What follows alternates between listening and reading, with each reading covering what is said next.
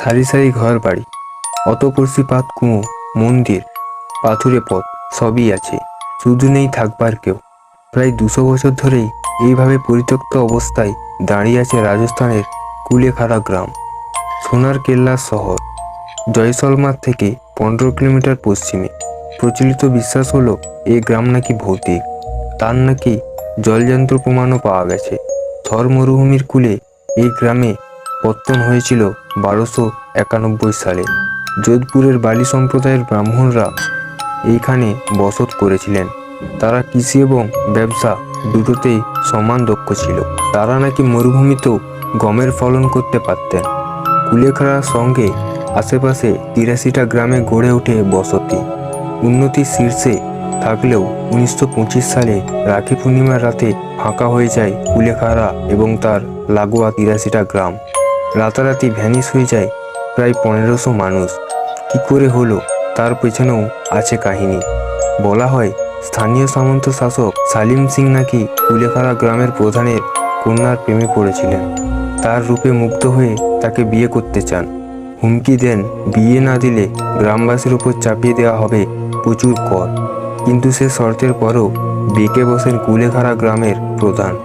সেই সঙ্গে গোটা গ্রামও শপথ নেয় কিছুতেই গ্রামের মেয়ের সঙ্গে সামন্ত শাসকের বিয়ে দেওয়া হবে না।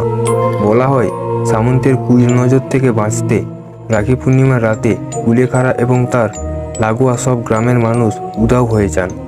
পরবর্তীতে তাদেরকে কোথাও দেখা যায়নি। আসলে কি হয়েছে তাদের কেউ জানে না। এরা ফের কি যোধপুর বালি এলাকায় ফিরে যান নাকি বসত করে অন্য কোথাও জানা যায়নি। ইতিহাসের পৃষ্ঠা থেকে কর্পূরের মতো মিলে যায় এতগুলো মানুষ। অন্য সূত্রে বলে যুদ্ধের প্রয়োজনে রাতারাতি সরিয়ে ফেলা হয় সবাইকে।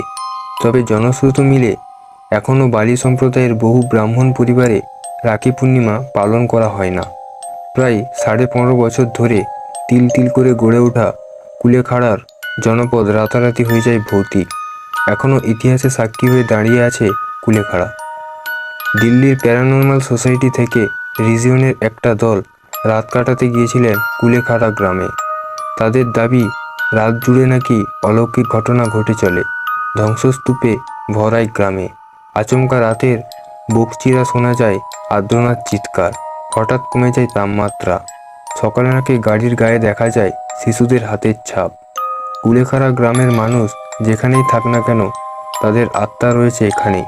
পরিত্যক্ত জনপথের অলিতে গলিতে, জনশূন্য বাড়ির উঠোন রসিঘরে, মন্দিরের অলিন্দে বেশি বাড়ায় তাদের আশা আকাঙ্ক্ষা। হরমোর লাগোয়ার জনপদ অপেক্ষা করে আছে ক্ষুদিত পাষাণ হয়ে। অত্যন্ত বিশ্বাসীরাই বিশ্বাস মনে প্রাণে পালন করেন। বন্ধুরা, আজকের ঘটনাটি এতটুকুই। ঘটনাটি ভালো লেগে থাকলে অবশ্যই লাইক করে চ্যানেলটিকে সাবস্ক্রাইব করার সাথে সাথে বেল আইকনটি প্রেস করে নেবেন, কারণ আমি এই রকমই রোমাঞ্চকর সত্যভৌতিক ঘটনা আপনাদের সাথে আরও তুলে ধরব। দেখা হচ্ছে নতুন কোনো ঘটনা নিয়ে।